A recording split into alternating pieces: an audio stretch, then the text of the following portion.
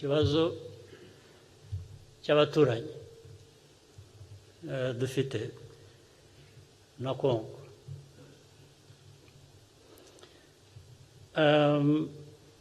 Ntabwo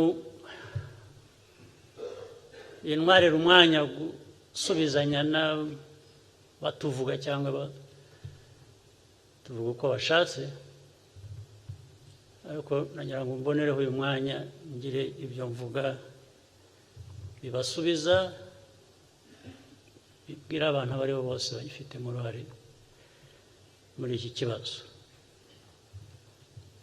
Nzongera hashize igihe nanone, niyo mpamvu nshaka kuvuga byinshi byo nabitse bimaze igihe ntasubiza. Ndabivuga uyu munsi, nzongera hashize igihe, ariko ubwo ndizera ko abo mbabwira bumva. Ikibazo cya Congo kirimo ibintu byinshi. Congo, u Rwanda, M23, FDLR, MONUSCO, international community, envoys, ibintu byose. Turi benshi bakwiye kuba bafite ibyo dukora, ariko uko mvuza twese uko mbivuze uko byari bikwiye.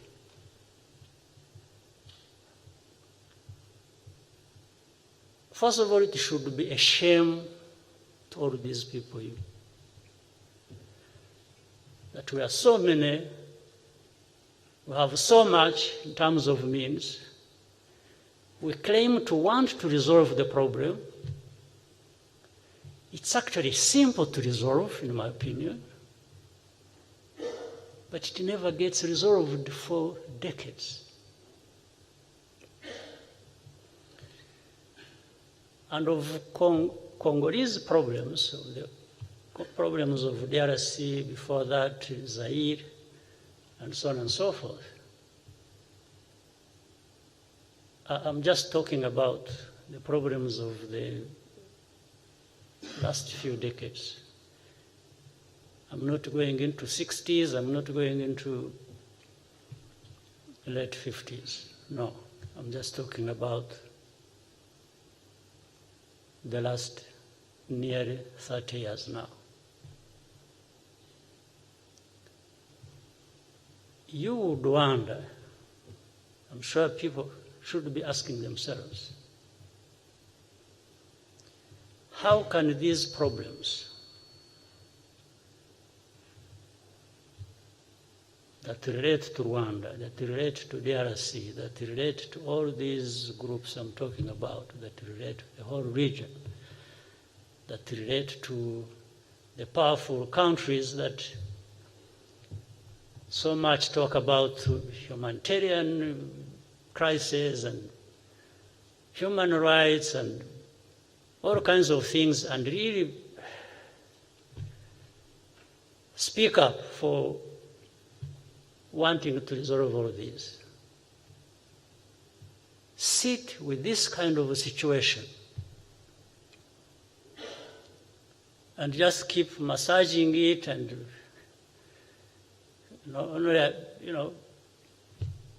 blaming everybody else except them for these problems. And it's unfortunate that while I'm saying I've given a short list of parties concerned, countries and so on, but it has become so convenient for long that all problems are put on the shoulders heavily on the shoulders of Rwanda. Rwanda is always the culprit in all this. It's not FDLR, it's not the government of Congo that should be responsible for its problems and people. It's not the UN, It's not the powerful countries, mainland America, UK, France. etc. No, it's Rwanda. It's Rwanda all the time. And it's M23 because of Rwanda. So it still comes back to Rwanda. It's not FDLR, the remnants of people who carried out genocide here.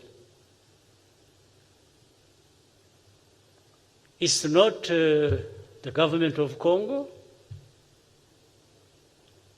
for many reasons. Reasons being,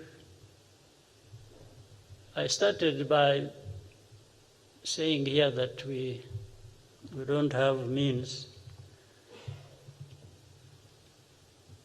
but we have ways. We don't have means, but we have ways. But we don't have means. And that's why, in comparison, Rwanda and Congo, there is more, much more, much more. Congo offers to these people than Rwanda. So naturally, these people must tread carefully when they are dealing with the Congo's problems. They must even assist Congo to alleviate their pain by transferring the blame they should have, put somewhere else. And the easiest place to put their blame is Rwanda.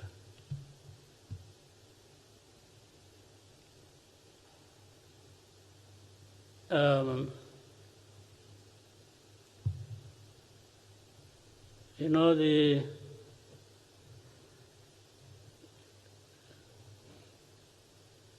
know, kuna proverb.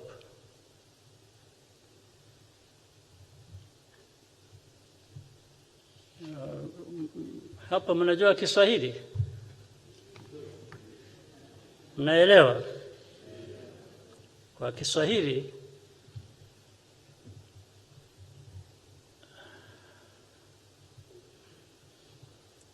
shamba ya ndizi, mnaelewa? Kuna migomba.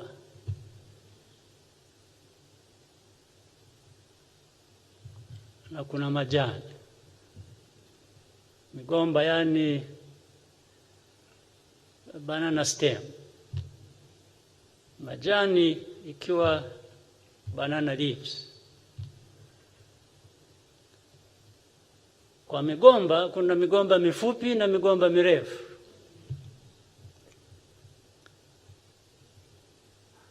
Kwa sababu Waafrika wanatumia sana majani ya migomba kufanya kazi nyingi mbalimbali, kupika chakula nini. Wakienda kwa shamba la ndizi, ile majani wanayokata ni yale ya migomba mifupi. Ndio. Yeah, when they go to banana plantation, those Africans use a lot of many things they use banana leaves for. The banana leaves they cut are the banana leaves of short banana stems. ile mrefu sana wanaacha. Sasa hao watu wanafikiria sisi ni migomba mifupi.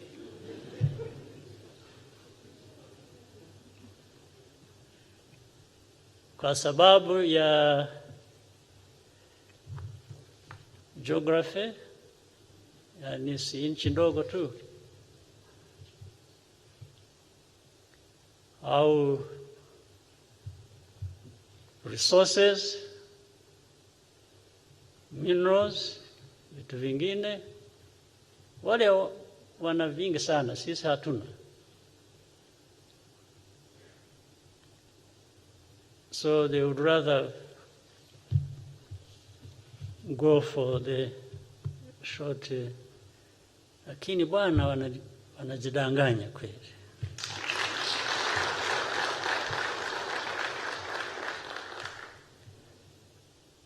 Sisi kwa ufupi wetu hatuna means, lakini tuna ways.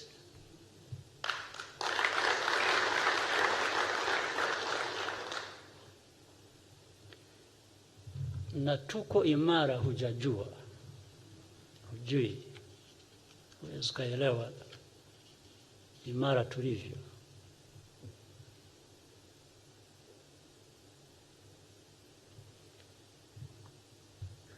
Those who think they can keep picking, cutting our banana leaves because we are short stems, boy, you don't know how much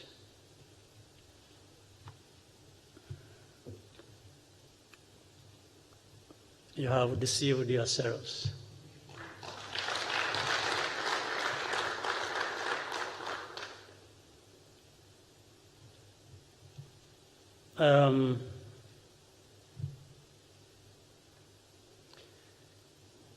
Yes, they even say we are accused of stealing the wealth, the minerals of Congo.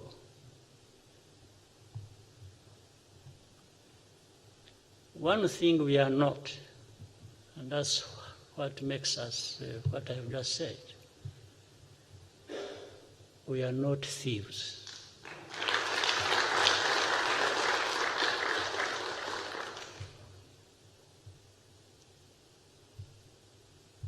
We work for what we have and what we get.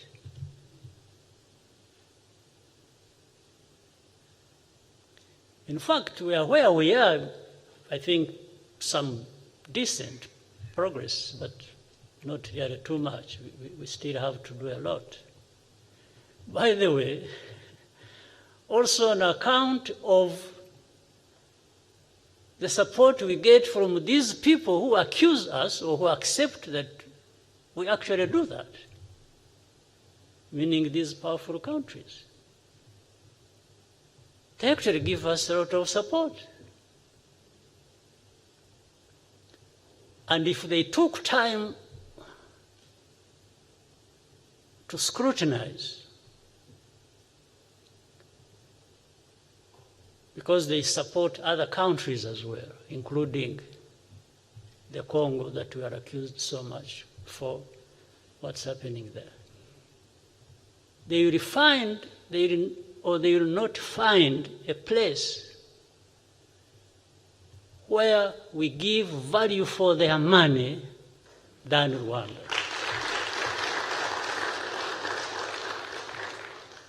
They will not. I can bet on this. For every dollar they spend on us, or they support us with,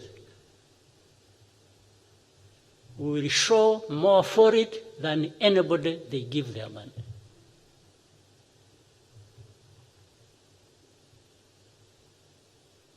And it is deliberate. It's not by accident. It's who we are. It's who we want to be. And nobody will take it away from us.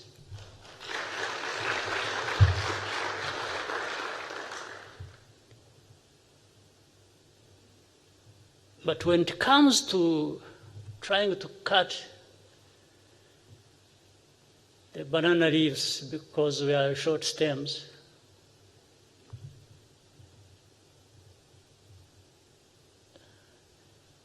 They can, or they will discover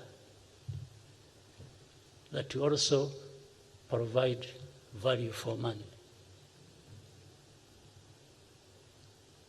Meaning,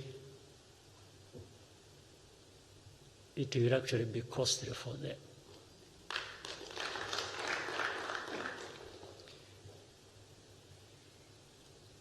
Now, let me add to that. For the FDLR and the affiliate groups, Rudurunana and so on and so forth. And by the way, affiliate groups means also there are some individuals, either whom we have here in prison, who were brought from outside, or others who masquerade around as so-called the opposition,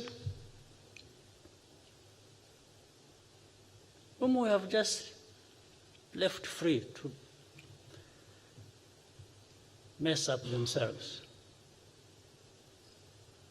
until some point when, if need be, to take care of them, take care of them.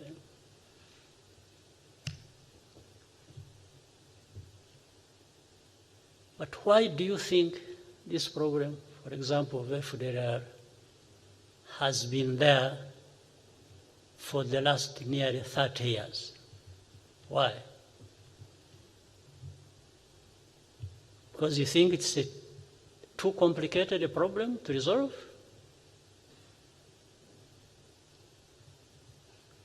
No.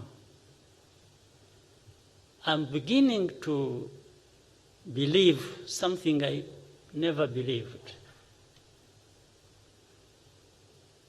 That I suspected, but I had no proof and I don't want to believe it. But it's so many years that if you can't find another explanation, then you have to believe it. You can't but not believe that actually somebody, somewhere, wishes this problem to be there forever. Around it, so many things are played. One, it is maybe to check these stubborn troublemakers,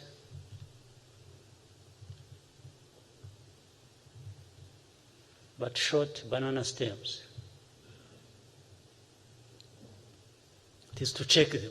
There's always something to. So it's maintained there.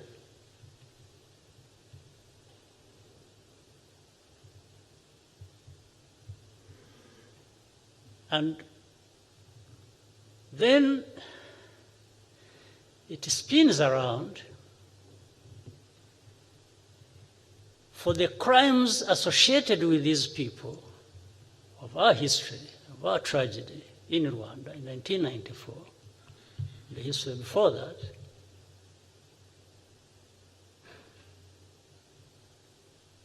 They start associating us with the very crimes of these people. It's like they exist because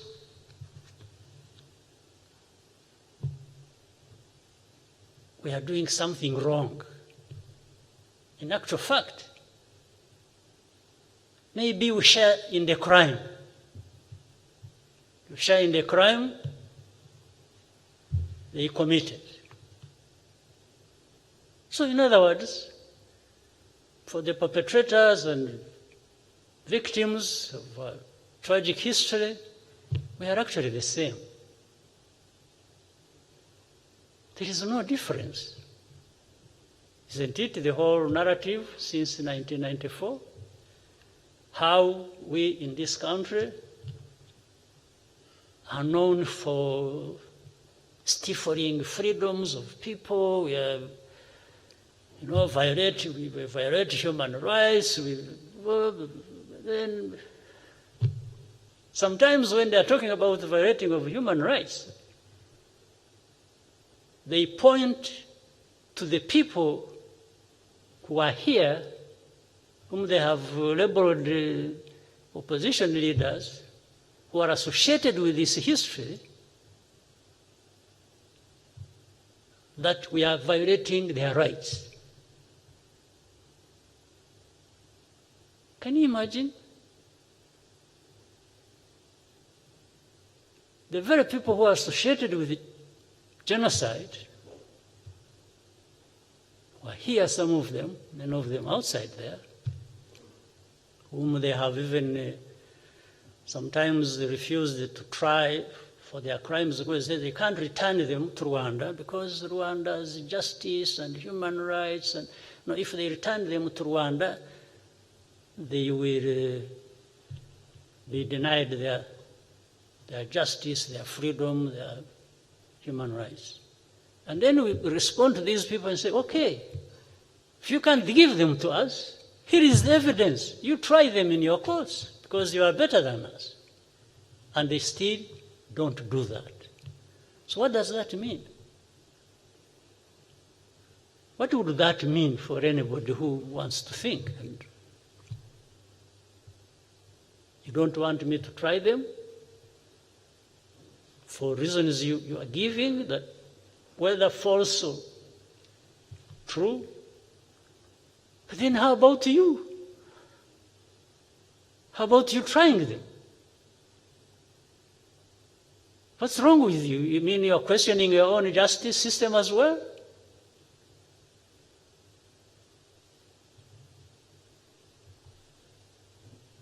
But on top of that, they still come and point fingers at us,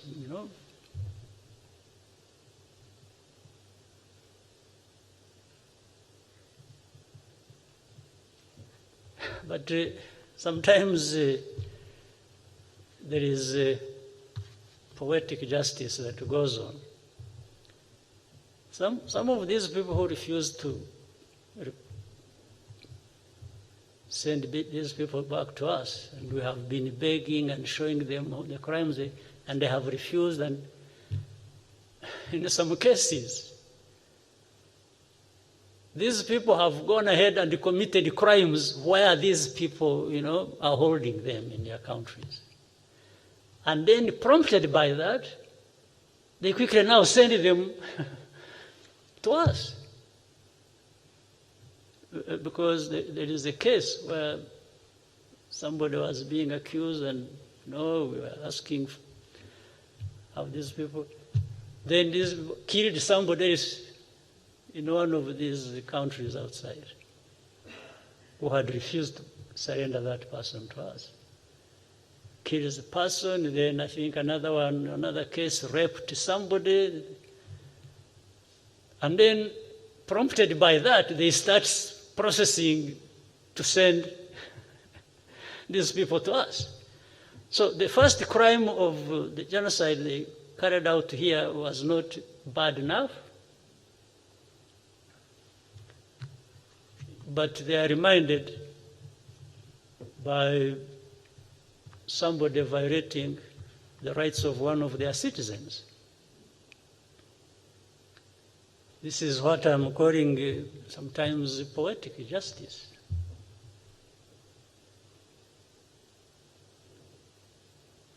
So,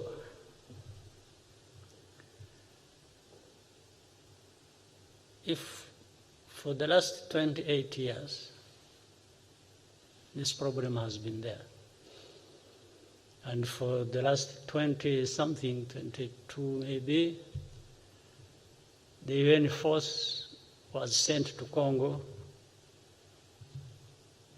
to deal with this situation. On top of the list being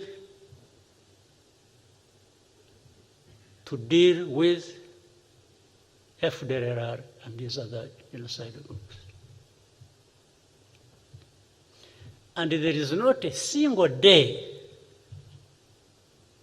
not a single day that I know of, maybe you do, that these forces ever fought FDLR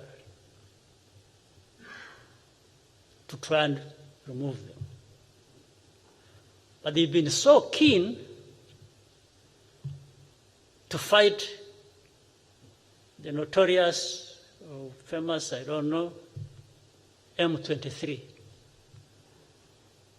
That's what happened in 2012.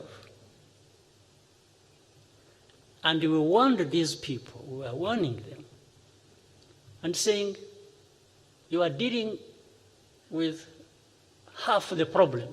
The other half will come back to haunt all of us. This is not a military issue. This is not a problem you want to resolve by force of arms. It's largely a political problem you need to attend to. You maybe help the Congolese government to address this problem. They ignored us. Fine. 10 years after that, the problem has come to haunt all of us. But of course, the easy way, again, they have, is blame Rwanda for it. That solves the problem. That's where we are now. But why wasn't this problem resolved for the last 10 years, honestly? Why wasn't it?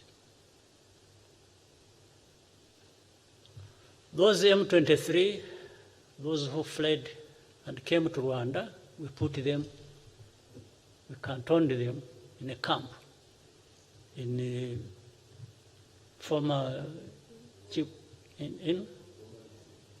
sorry? In Ngoma, former Chibungo. We disarmed them, we gave arms back to Congo. They took the arms. I'm talking about facts here. I'm not. Now, processes started of talking to these people. What do we do with them? Where do we do, and we always gave access to the officials from Congo to go and talk to these people every time. They came here like 20 times. The last I heard of was when they said they wanted representatives of these people and others. The majority of them went to Uganda. There was a bigger group. And they said they wanted to talk to them, to their representatives, those groups here and those groups in Uganda. They took them to Congo, to Kinshasa actually, supposedly to talk to them and resolve their problems.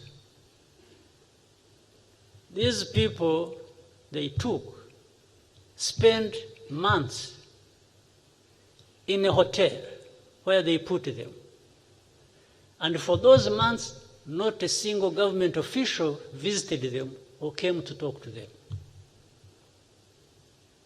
Until they decided to, I don't know whether to escape or do what, and left.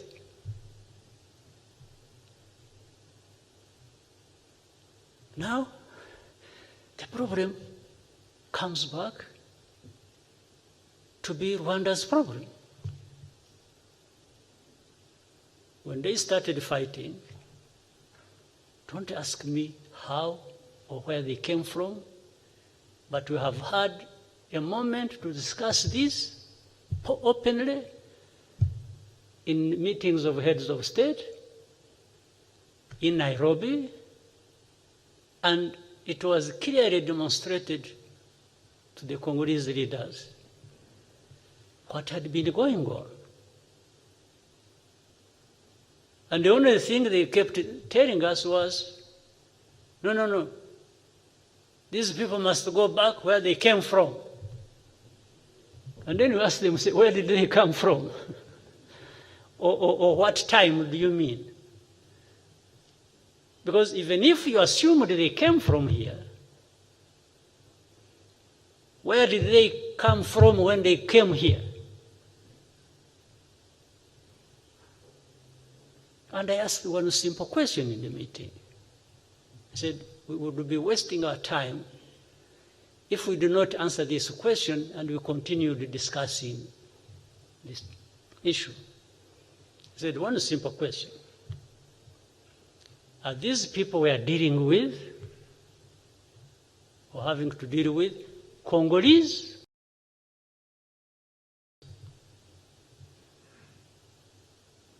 Fortunately, the Congolese leaders answered that they are actually Congolese. Then I said, okay, now we can have a conversation. Because my impression at first was that you were saying that these are Rwandese because they speak Kinyarwanda. Because they are Rwandophones, I hear some people call them that, but they are Congolese. These are citizens of Congo. They have their ancestral homes and things in Congo, not here. Here they are refugees. We have over 80,000 of them as refugees in the camps.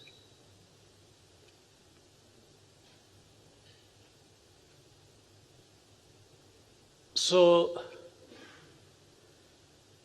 how do we deal with this issue? How does this issue become Rwanda's issue? Just being associated for convenience? And I can see those translators, I think some people have, I wanted them to hear this. I can see some people having problems of these headphones. Can you please sort out that problem?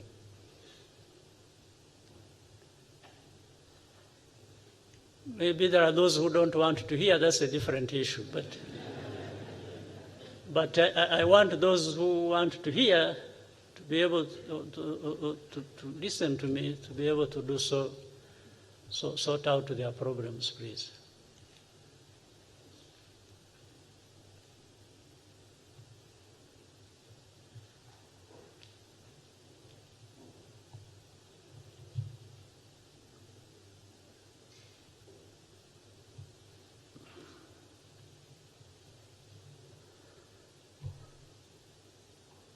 Nonetheless, I will continue. For those who want to hear and for those who don't want to hear. That's what we always do. There are many people we talk to knowing that they are not listening, but we have to do a duty of letting them know so that there is no excuse about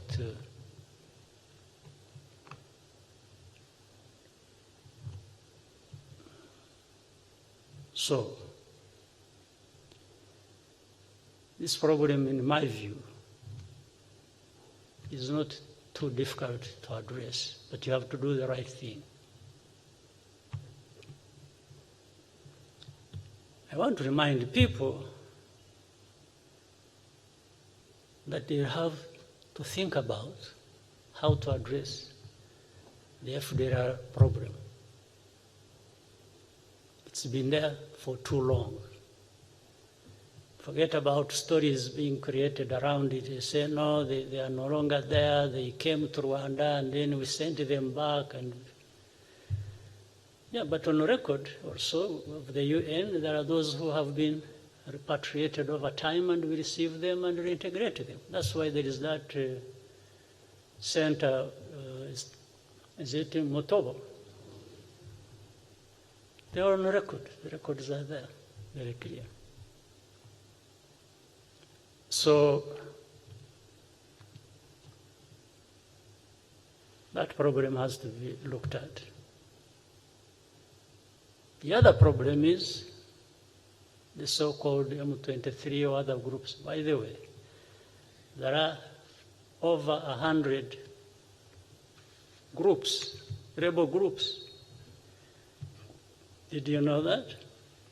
In Eastern Congo.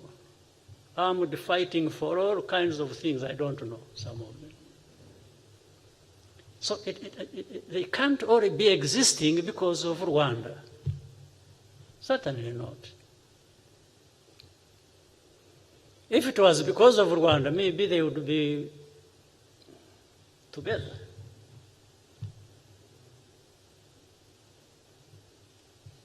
So that problem needs to be addressed in their right context,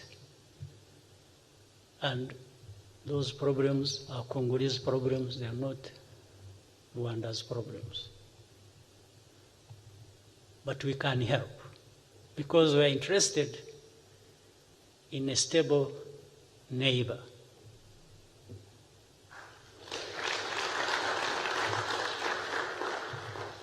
Peace in Congo or Eastern Congo is peace for us. So we can't be questioned about, or our desire to have a peaceful country and region cannot be questioned, honestly.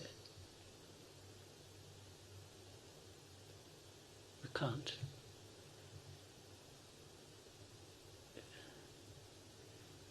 Even for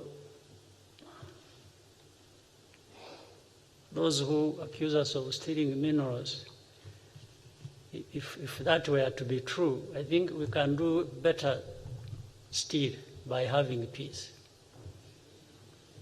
Yes. Because when you have peace, then you don't even need to steal. You would actually have, I was talking to some very senior people recently from somewhere who are saying, the Congolese are saying we steal their colta, we steal their gold. And then I asked them one question. There was many leaders. I said, there is something I know. Some people come from Congo, whether they smuggle or go through the right channels, they bring minerals, but most of it goes through here, does not stay here. It goes to Dubai, goes to Brussels, goes to Tel Aviv, goes to Russia. It used to go to Russia. I don't know whether it still goes there. It goes everywhere. So I was asking them, I said, are you on the list of those who are stealing minerals of Congo? Because these things, they end up with you. For us, we are now, they go through our country. But they are accusing us of stealing Congo's minerals. How about the destination? Why don't you talk about it? And if we actually deployed everything, every effort, and stopped this thing flowing, the accusation would be even worse. Yeah, they would be seeing no more gold coming through here. Going to them, then they say, these people, they are causing problems. So what are we supposed to do, honestly? And then there is this famous thing that has,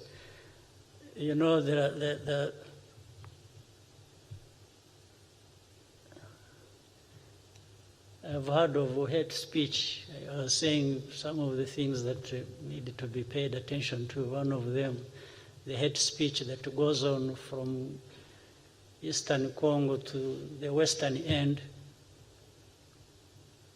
And then recently some very powerful people who have some good ideas of how to resolve the problem started saying hate speech must be stopped on both sides. Does anyone understand what that means? Well, for me, I didn't, which both sides? So there is hate speech in Congo and there is hate speech in Rwanda. This is what they are trying to say. Has it been going on? Have you been involved in hate speech, you people?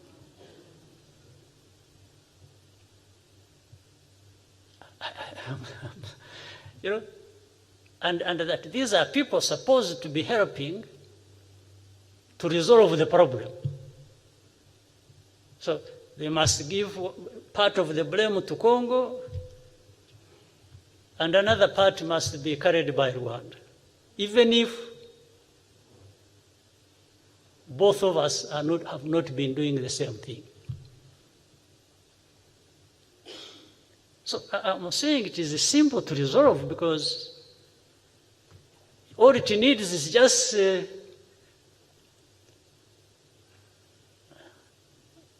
avoiding being neither here nor there. You have to address the problem as it is. You have to deal with the facts. You have to deal with evidence. You have to deal with the right thing to do.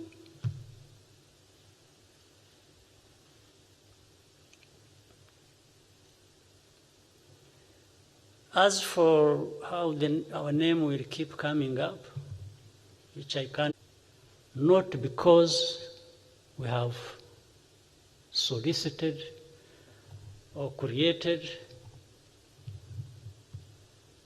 or in any way, shape or form, war to happen. We never ask for war at all. We don't create grounds for conflict, not at all. We are interested in rebuilding and building and building until we are where we want to be. We know what war means. I have had some people, interviews and FT in London or France 24, France or TV5 or something like that, and somebody saying, I don't rule out a war with Rwanda. When I used to talk to this person who keeps saying this, I used to advise or humbly tell him that we are actually tired of war. We need to be working together and creating peace between our two countries, and because if you are looking for somebody who knows a thing about war, you come to me, please. I know something about it, and I know how bad it is. And by that, I know how you cannot have anything better than peace.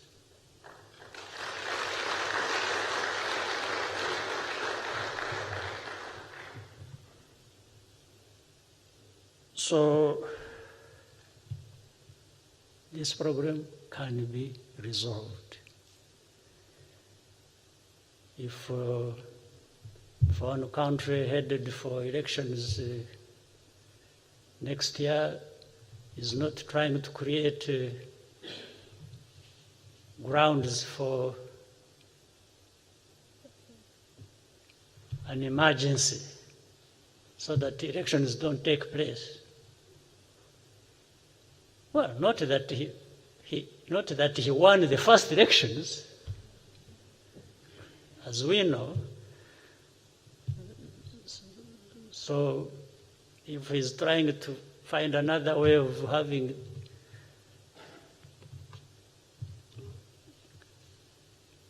the next election is postponed, then I would rather he use the other excuses, not us, because I don't think I think we have really a lot of problems of our own. We don't need to add other people's problems. But what is surprising is that you will help me to try and to understand that. I don't know how it comes that everybody, the opposition, I think putting the blame on Rwanda, which the whole world seems buys them votes. Why should having problems with Rwanda and votes for people? I see politics heating up in DRC, and everyone who has something to say, whether it is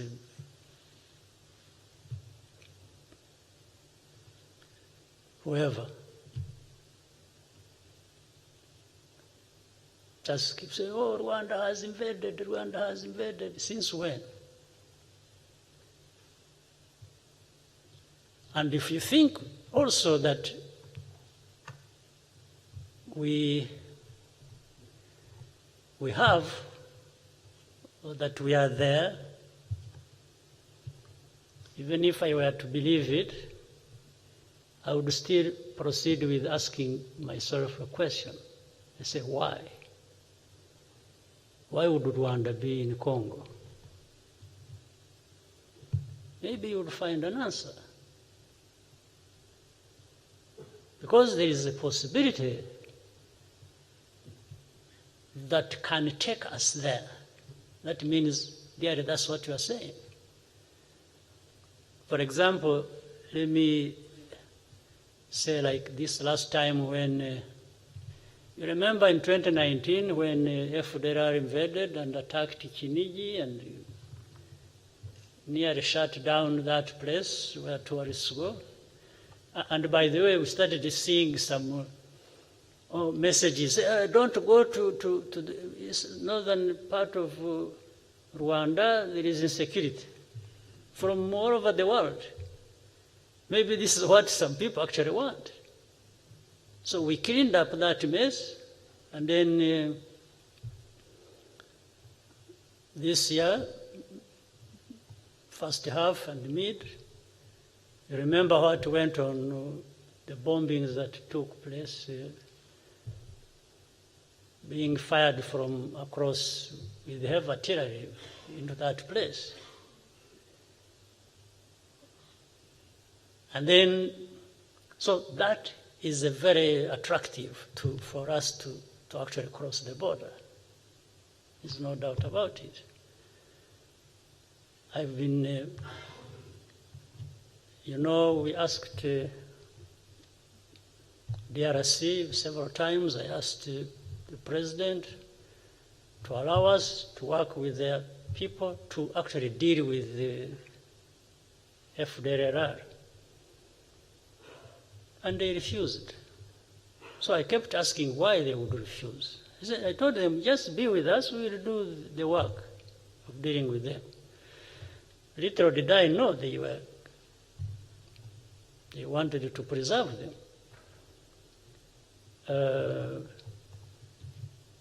But in the end, later on in these arguments, I said, when they started firing across our border, I told him that that is enough invitation.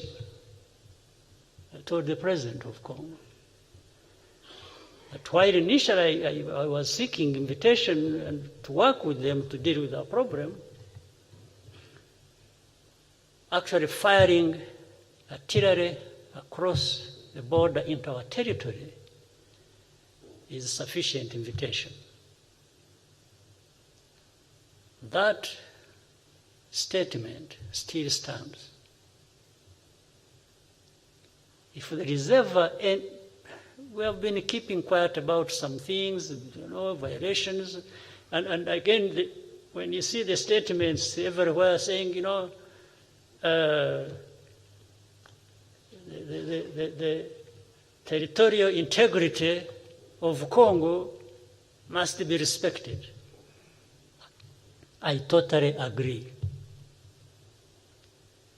But so must Rwanda's territorial integrity be respected.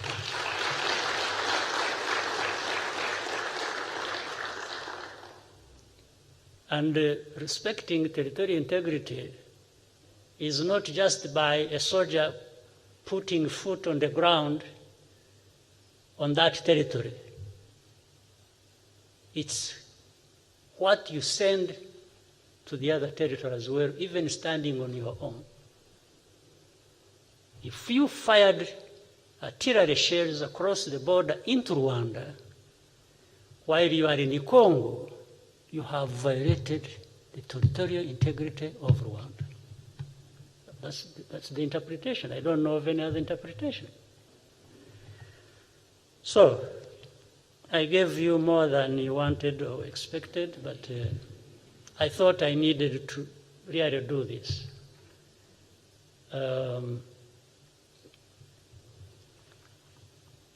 So be clear about it. When you see things happening, you just know. First of all, we are not going to engage in skirmishes that could have been avoided. We are not going to violate anybody's sovereignty or territorial integrity. Will be respected, but we so much demand that that happens in our case as well. And so people can, along the border, can go to bed at night knowing they have security for them to sleep all night.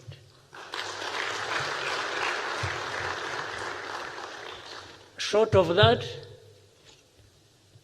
will make somebody else spend sleepless nights. Thank you very much.